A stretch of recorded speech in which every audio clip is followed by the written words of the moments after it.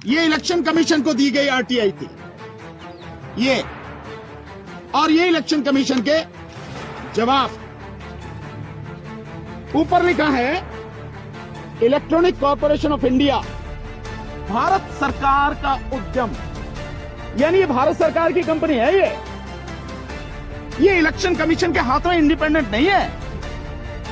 जिस देश में आज की तारीख में पिछले 10 साल से एक व्यक्ति ने पूरी सरकार को, हर डिपार्टमेंट को अपनी मुट्ठी में रखा हुआ है, ये उसका काम नहीं करेगा तो लड़ाई फिर सबूतों के साथ ही लड़ी जा सकती है, कागजों से लड़ी जा सकती है। और मैंने आपको कहा था कि सबूतों के साथ बताएंगे इस षड्यंत्र में कौन कौन शामिल है, कौन इसको बनाए रखना चाहता है। पूछ रहे हैं कि जो ईवीएम मशीन है, जो वीवीपैट मशीन है, क्या इनको किसी ने सर्टिफाइड किया है?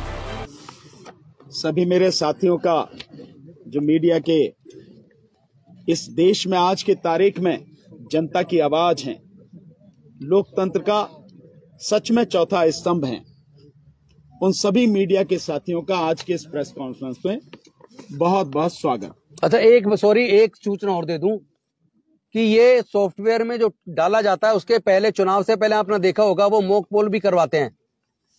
तो वो जो टाइमर इसलिए काम आता है कि किस वक्त वोट को स्वैप करना है, उससे पहले वो खूब दिखाएंगे, सारे पार्टी को भी डाल के देख लो वोट, उससे पहले वो काम नहीं करता। उससे पहले जो डालेंगे उतना ही दिखाएगा। वोट पड़ने के जिस दिन वोट पड़ेगा उस दिन की रात को 12 बजे के बाद, यानी टाइम उसमें सेट कर दिया। इसलिए टाइमर लगाते हैं कि किस वक्त उसमें स्वैप का डालना है और कब, कितने टाइम से कितने टाइम के बीच में स्वैप किया जाएगा, ये सारा खेल उस वक्त कर दिया जाता है। इसीलिए मशीन को जब पब्लिक को दिखाएंगे, देखो वोट डाल के देख लो, जितना आप डाल रहे वही निकल रही है। मॉक पोल भी कराएंगे, मॉक पोल में भी वो आएगा, क्योंकि असली खेल सॉफ्टवेयर में डाला गया है। किस टाइम आपकी वोट को स्वैप करना है, किस पार्टी के जिसको ज्यादा मिली है, कितना किसको पहुंचानी है, वो खेल उस वक्त तय हो जाता है। धन्यवाद। मीडिया के सभी साथियों का बहुत बहुत स्वागत। साथियों, आपको ध्यान होगा हमने आपसे कहा था कि 24 तारीख को हम एक खुलासा करेंगे, और हमने बहुत स्पष्ट रूप से कहा था कि हम बताएंगे कि ये ईवीएम का जो सारा खेल है ये क्यों बनाए रखना चाहते हैं, इस षड्यंत्र में कौन कौन शामिल है, ये मैंने बहुत स्पष्ट रूप से बताया था। जो पीछे 2 दिन पहले जो हमारी प्रेस कॉन्फ्रेंस थी, तो कुछ साथी बड़ा आग्रह कर रहे थे कि आज ही बता दो, उस दिन क्या खुलासा है, आज ही बता दो। पर हर बात का एक समय होता है, एक तरीका होता है, और हमारी लड़ाई किसी आम आदमी से नहीं है, किसी अनपढ़ से नहीं है। हमारी लड़ाई बहुत पढ़े लिखे लोगों से है, और बहुत मजबूत, जिनके हाथ में सत्ता है, जिनके हाथ में सब कुछ है, जो चाहे कर दे, उनसे हमारी लड़ाई है। तो लड़ाई फिर सबूतों के साथ ही लड़ी जा सकती है, कागजों से लड़ी जा सकती है। और मैंने आपको कहा था कि सबूतों के साथ बताएंगे इस षड्यंत्र में कौन कौन शामिल है, कौन इसको बनाए रखना चाहता है। हमारे साथी हैं, उन्होंने ये आरटीआई लगाई, 3 आरटीआई, और ये आरटीआई उन्होंने लगाई, एक तो इलेक्शन कमीशन ऑफ इंडिया को, एक आरटीआई उन्होंने लगाई बीईएल को, भारत इलेक्ट्रॉनिक्स लिमिटेड, और दूसरी आरटीआई, तीसरी जो लगाई उन्होंने, वो लगाई ECIL, electronic corporation of India limited, जो हैदराबाद में है, बीएल बेंगलोर में है। तो उसमें बहुत सारी चीजें पूछी गई। जो टाइमर वाली बात अभी हमारे साथी राजन पाल गौतम जी ने बताई है। साथ में यह भी पूछा गया कि जो वीवीपैट है, जो ईवीएम कंट्रोलिंग यूनिट है, और जो बैलेट यूनिट है, इनकी पावर की जो इनकी कनेक्टिविटी है, इनकी केमिस्ट्री है, वो क्या है। इस तरह के बहुत सवाल पूछे गए। लेकिन मैं इन टेक्निकल सवालों को छोड़ते हुए बहुत सीधे एक सवाल पे आऊंगा, जिसके बाद मैं नहीं समझता कि किसी और चीज की जरूरत आपको रहेगी। ये 18 सवाल पूछे गए। 18 सवाल में जो 6 सवाल हैं, उन 6 सवालों के विषय में इलेक्शन कमीशन ने कहा कि this information pertains to messrs BEL and messrs ECIL which are separate public authorities, and under the RTI Act, you may seek information from them directly. 6 के विषय में कह दिया कि ये उनसे संबंधित हैं, BEL से और CIL से, आप सीधे उनसे पूछ लो। उसके बाद में जो 7वां सवाल है उसके विषय में कहा कि ये लेटर है इलेक्शन कमीशन का, इससे आपको पता लग जाएगी। 8वें सवाल के विषय में कहा कि ये क्वेश्चन क्लियर नहीं है। 9वें सवाल के विषय में कहा कि इलेक्शन कमीशन ही इनका मालिक है, जो वोटिंग मशीन है, ईवी मशीन है, इनका मालिक इलेक्शन कमीशन ही है। एक सवाल के विषय में कहा कि कोई स्पेसिफिक इंफॉर्मेशन इन्होंने मांगी नहीं है, और एक सवाल के विषय में कहा कि इलेक्शन के बाद में कोई ऑडिट वगैरह होता है, उसने कहा कि नहीं, ऐसा कोई प्रोविजन नहीं है। इसी तरह से सारे सवाल पूछे गए और आखिर में एक सवाल पूछा गया, सवाल नंबर 18, जिसको जानना बहुत जरूरी है, और उसमें पूछा गया कि ये जो ईवीएम है, मैं जो एक्चुअल सवाल है वो इंग्लिश में आपको पढ़ के सुनाता हूं, फिर हिंदी में बताऊंगा। सवाल नंबर 18, whether EVMs, electronic voting machines and VVPAT voter verifiable paper audit trail is certified and verified by any authentic recognized institution of Government of India as well as by any international institution, agency or organization. If so, kindly provide me details. क्या पूछ रहे हैं कि जो EVM machine है, जो VVPAT machine है, क्या इनको किसी ने सर्टिफाइड किया है? भारत सरकार के किसी उपक्रम ने किया है? भारत सरकार ने किया है? कोई राष्ट्रीय अंतर्राष्ट्रीय एजेंसी ऑर्गेनाइजेशन उसने किया है? यह सवाल है। जवाब क्या है? इलेक्शन कमीशन कहता है this information pertains to messrs BEL and messrs ECIL which are separate public authorities under the RTI Act. You may seek information from them directly. मतलब ये मेरे से रिलेटेड नहीं है। अभी मैंने जो सवाल आपको बताया वो सवाल क्या है, जिसका जवाब था कि इसका मालिक कौन है, इन मशीनों का मालिक है election commission of India. Election commission खुद कह रहा, सवाल नंबर 9 पे, voting machines are owned by the election commission of India. मालिक कौन है? Election commission. और जब ये पूछा गया तो कह रहा मुझे पता नहीं है, उनसे पूछ लो, ECI से BEL से। ओके, तो हमारे साथी ने फिर RTI लगाई BEL बेंगलोर को। उस RTI का जो जवाब आया आप उसे सुन लीजिए। ये इलेक्शन कमीशन को दी गई RTI थी, ये, और ये इलेक्शन कमीशन के जवाब सारे, और ये इलेक्शन कमीशन का वो जवाब जो मैंने आपको पढ़ के सुनाया था, ये जवाब है उसका।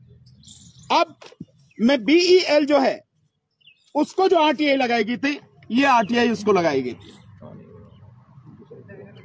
ये RTI उसको लगाई गई थी। इसमें जो जवाब दिया मैं सीधा उसी को पढ़ता हूं। जो 18वां सवाल है बिल्कुल सेम सवाल पूछे गए उनसे, कोई अलग नहीं है। 18वें सवाल का ये देखें, लास्ट में जो है 18वें सवाल का जवाब देते हैं, वही सवाल है जो बिल्कुल पूछा, शब्द बाय शब्द वो है। जवाब बताता हूं केवल, EVMs and VVPAT are manufactured as per approved specifications of technical expert committee, जो अभी बताई, and inspected by the inspection agency identified by Election Commission of India। केवल वो तो बनाती है, और इलेक्शन कमीशन की जो कमेटी है, एक्सपर्ट कमेटी, वो जैसा कहती है वो बनाती है, और वही उसका इंस्पेक्शन करती है। तो फिर इलेक्शन कमीशन को यह जवाब देना गया, third party inspection is done, inspection किया गया है, सर्टिफिकेट नहीं दिया गया। यानी जो ईवीएम, जो वीवीपैट, जो बैलेट यूनिट, कंट्रोल यूनिट, आप जिनसे चुनाव करा रहे हैं, आम जनता जिससे वोट डाली है, इस देश का वोटर जिससे डाला है, वो किसी भी संस्था द्वारा, किसी भी नेशनल इंटरनेशनल संस्था द्वारा सर्टिफाइड नहीं है। आप बाजार से जाते हो, मैं बहुत छोटी सी बात आपको बता, नमक लेने जाते हो, नमक पे लिखा होता ना किसके द्वारा लिखा होता, FSSCI लिखा, AI होता नहीं होता, FSSAI होता नहीं होता। इसका मतलब यह है कि सरकार ने एक संस्था बना रखी है जो सर्टिफाइड करती है, हाँ भाई खाने लायक है, जहर नहीं है, ठीक है, जहर के लिए भी है। और इसी तरह से और कोई इंस्ट्रूमेंट हो, कोई भी चीज हो, तो उस पर बाकायदा मोहर लगी होती है ना, ISI, पहले ISI था, अब ISO हो गया होगा, ये भी होता है। मतलब कोई भी चीज बनेगी, वो चीज उसके कोई स्टैंडर्ड, कोई मानक नियुक्त किया जाएंगे, निश्चित किए जाएंगे। इलेक्ट्रॉनिक्स का BIS है, जो इलेक्ट्रॉनिक आइटम्स है उनका BIS है। कहीं से है, आपने तीनों को मैंने पढ़ के सुना दिया आपको। जो इलेक्शन कमीशन का है उसने कह दिया उन दोनों से ले लो भैया, और दोनों ने कहा कि भैया वो तो जो कमेटी कहती है हम तो वही बना देते हैं, और तीसरे ने कहा कि भैया उससे जो है वो इंस्पेक्शन करके गई, सर्टिफिकेट नहीं है। मतलब जिस प्रणाली से आप चुनाव कर रहे हैं इस देश के मतदाता के साथ में, इससे बड़ा धोखा और क्या होगा। कोई सर्टिफिकेट नहीं है। और मैं आपको बता रहा हूं, इलेक्शन कमीशन के लोग ये गए थे इसको पेटेंट कराने, जहां गए थे इंटरनेशनल एक संस्था है, उसने कागज फेंक के मारे इनके। किस बात का पेटेंट करा रहे हो? क्योंकि जिस व्यक्ति ने ये मशीन बनाई उसी ने इस पे कहा कि इस पे कोई भरोसा नहीं कर सकते। और कोई भी चीज बना रहा है, चाहे आप ये मोबाइल है, चाहे आपका ये कैमरा है, ये कुछ भी है, कोई तो व्यक्ति बना रहा है ना। जो बनाने वाला है उसके विषय में पता होनी चाहिए। सबसे ज्यादा अगर उसके विषय में कोई भी ऑथेंटिसिटी दे सकता है, ऑथेंटिक बात कह सकता है, कोई सर्टिफाइड कर सकता है, तो वो व्यक्ति होगा ना कि ये कैसे करती है, क्या काम करती है। किसी व्यक्ति के विषय में आपको पता नहीं, कौन सॉफ्टवेयर बना रहा है, कौन क्या कर रहा है, कोई सर्टिफिकेट नहीं है। यह है इलेक्शन कमीशन की बेईमानी। मैं इसे सीधे शब्दों में बेईमानी बोलता हूं। और यह है इलेक्शन कमीशन का इस देश के लोगों को, मतदाताओं को धोखा। 100 करोड़ मतदाताओं को, 140 करोड़ नागरिकों की पीठ में छुरा भोंकना, यह है उसका काम। और अब और मजेदार बात, मैंने आपको बताया था कि षड्यंत्र में कौन कौन शामिल है। आप देखेंगे कि इलेक्शन कमीशन केवल नाम का है, सारा खेल तो सरकार कर रही है। कैसे कर रही है? ये जो मैंने आपको ECIL की जो RTI दिखाई, इसमें शुरू में ऊपर देखो, बिल्कुल ऊपर, यहां पे बिल्कुल ऊपर लिखा है electronic corporation of India, Bharat सरकार का उद्यम। यानी ये भारत सरकार की कंपनी है। ये इलेक्शन कमीशन के हाथ में इंडिपेंडेंट नहीं है। जिस देश में आज की तारीख में पिछले 10 साल से एक व्यक्ति ने पूरी सरकार को, हर डिपार्टमेंट को अपनी मुट्ठी में रखा हुआ है, यह उसका काम नहीं करेगा। तो इसका मतलब साफ है कि केवल कहने के लिए इलेक्शन कमीशन है, सारा काम सरकार कर रही है। बैलेट पेपर छापने के लिए मात्र आपको 8 से 10 दिन चाहिए। जिस दिन नॉमिनेशन वापसी की डेट होती है और लिस्ट फाइनल हो जाती है कि ये कैंडिडेट है, उसके बाद में बैलेट पेपर छपता है। लेकिन ये मशीनों को बनाने के लिए, यहां से वहां तक भेजने के लिए सालों पहले काम होता है। सालों पहले। वो कौन काम कर रहा है? वो सारे के सारे गवर्नमेंट ऑफ इंडिया के अंडर में सारा काम हो रहा है। यानी भारत सरकार काम कर रही है। वो भारत सरकार जिसे आप सब अच्छी तरह से उसके चरित्र को आज की तारीख में जानते हैं। और केवल यही नहीं, ये ECIL ही भारत सरकार का उपक्रम नहीं है। जो BEL ये काम करती है, किसके अंडर में काम करती है? इंफॉर्मेशन एंड टेक्नोलॉजी जो मिनिस्ट्री है, उसके अंडर में ये काम करती है ECIL। और अब दूसरी जो BEL है, भारत इलेक्ट्रॉनिक्स लिमिटेड, वो मिनिस्ट्री ऑफ डिफेंस के अंडर में काम करती है। यानी डिपार्टमेंट किसका है? सरकार का, इंफॉर्मेशन टेक्नोलॉजी। और दूसरा डिपार्टमेंट किसका है? वो डिपार्टमेंट है मिनिस्ट्री ऑफ डिफेंस का, राजनाथ सिंह जिसके मंत्री हैं।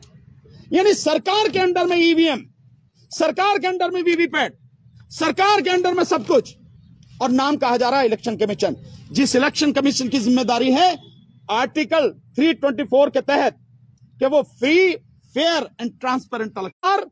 और इलेक्शन कमीशन, कहीं भेदभाव नजर आता है आपको इसमें? कहीं दोनों अलग अलग नजर आते हैं क्या? दोनों बिल्कुल मिले हुए हैं। इसलिए सरकार और इलेक्शन कमीशन किसी सूरत में नहीं चाहते कि यह चुनाव बैलेट पेपर से हो, ईवीएम से ना हो। इसीलिए इलेक्शन कमीशन बार बार कह रहा है और इसीलिए सरकार सीना ठोक के कह रही है कि इस बार 400 के पार। मोदी जी ने तो कहा कि इस बार सारी सीटें जीत के लाएंगे, 543 की 43। यह है असली कहानी, यह है पूरा का पूरा षड्यंत्र। तो सब कुछ जो हो रहा है ये सब इसमें शामिल हैं। कहने के लिए रह गया है इलेक्शन कमीशन इंडिपेंडेंट नहीं है।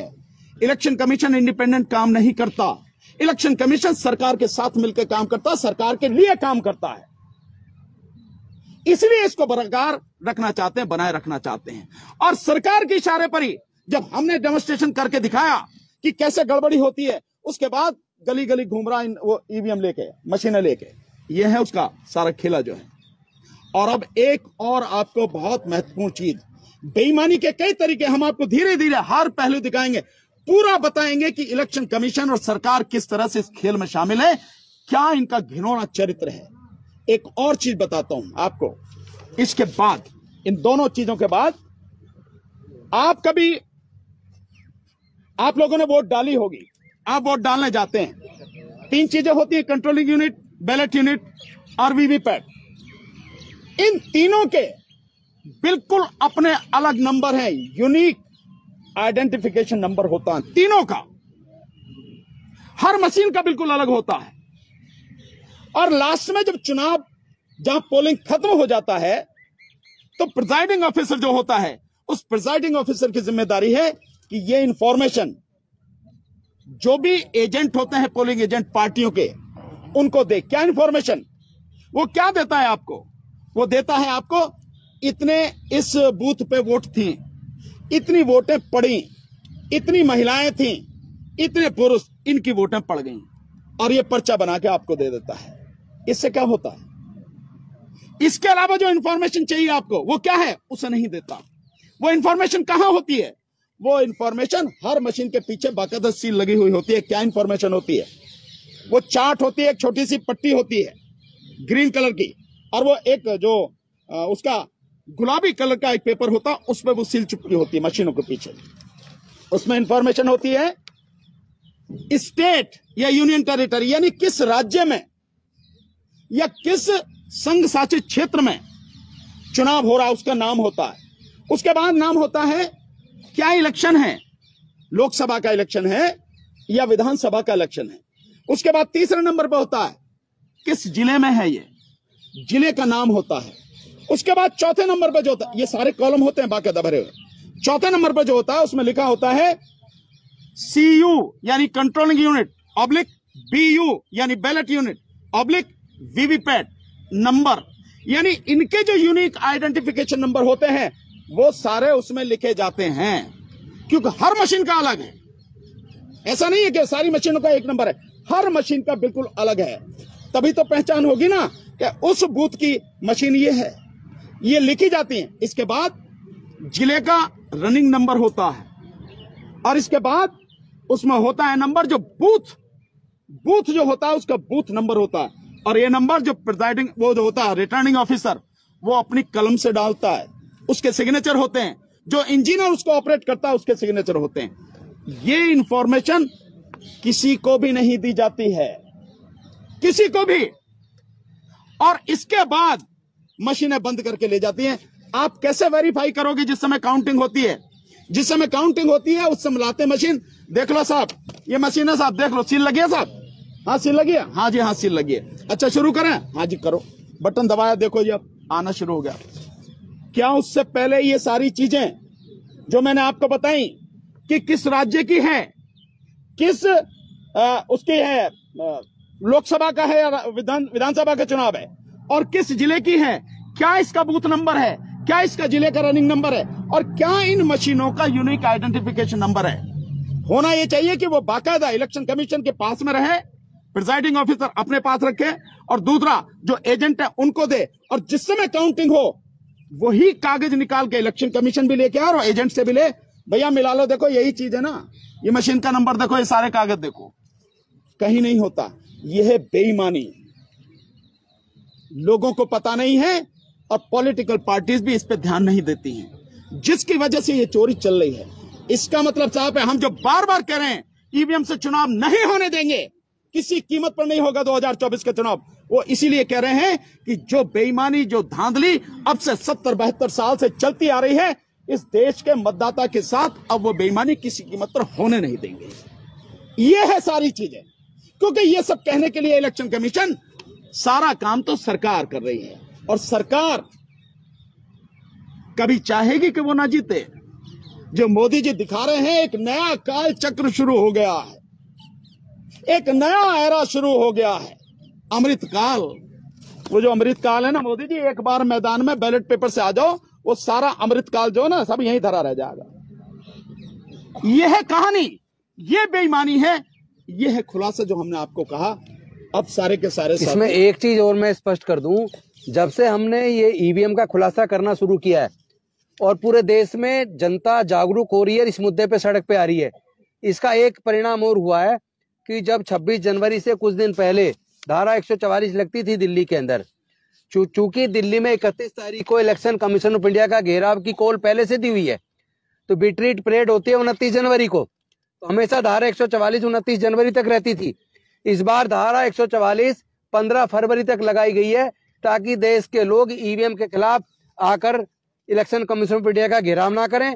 लेकिन हम स्पष्ट कर देना चाहते हैं, जिस तरह की गुंडागर्दी केंद्र सरकार कर रही है और होम मिनिस्टर के इशारे पे जिस तरह पुलिस कमिश्नर ने धारा 144 लगाई है, इससे हमारा ये दावा और मजबूत हो जाता है कि ये ईवीएम के खिलाफ ये नहीं चाहते कि आंदोलन खड़ा हो और लोग आकर सड़कों पर उतरें और लोग आके इलेक्शन कमीशन का घेराव करें, लेकिन देश के लोग हर कीमत पर अपने वोट को बचाने के लिए रोड पे उतरेंगे। एक चीज मैं और बता दे रहा हूं इसी में इनकी बात को आगे, कि वो जो धारा 144 थी पहले 31 जनवरी तक लगाई गई थी, उसके विषय में हम क्यों कह रहे हैं? हम 22 तारीख को जंतर मंतर पर प्रोग्राम करना चाहते थे। जब हम एप्लीकेशन लेके गए तो उन्होंने कहा कि 15 तारीख से लेके 31 जनवरी तक धारा 144 लगी, हमें परमिशन नहीं दी गई, हमें मना कर दिया। हम कोई बात नहीं, 31 के बाद कर लेंगे। 31 के बाद ये सारी चीजें जो आपके माध्यम से पूरे देश भर में पहुंच रही हैं, सब देख रहे हैं, इलेक्शन कमीशन सब वॉच कर रहे हैं, सब तक जारी है। उसके बाद उसको 15 तक बढ़ा दिया। असर ये है, पहला वो लेके घूम रहा है गली गली, और अब असर ये है।